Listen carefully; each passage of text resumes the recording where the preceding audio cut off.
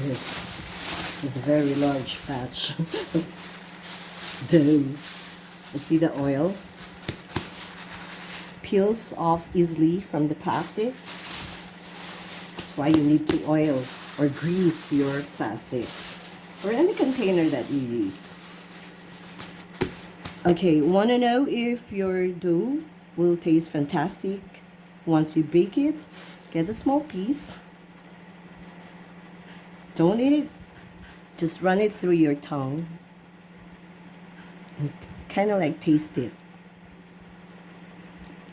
Yeah. So I can taste the salt, the sugar. It needs a little bit of sugar, I guess, but I will not add extra sugar to this.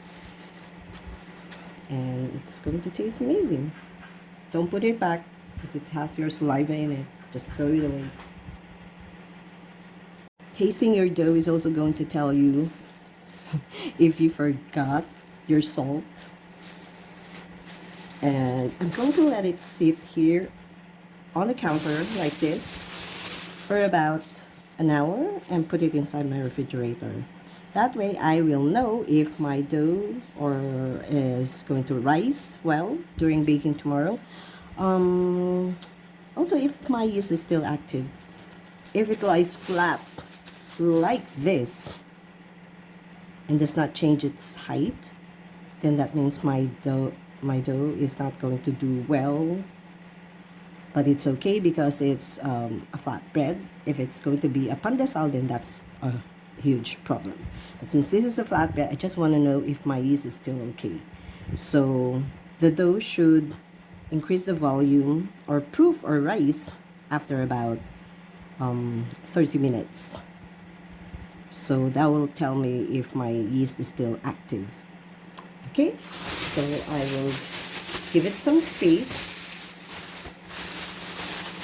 Let out the air and tie it here. Tie it here at the top. There. So we'll see if my yeast is still okay to use for pandesal, loaf bread, cinnamon rolls, ensaymada. But if my yeast is already old to use for those types of bread, then I'm going to use it for just the flatbreads, because you don't need height when you're making focaccias or flatbreads or pita breads.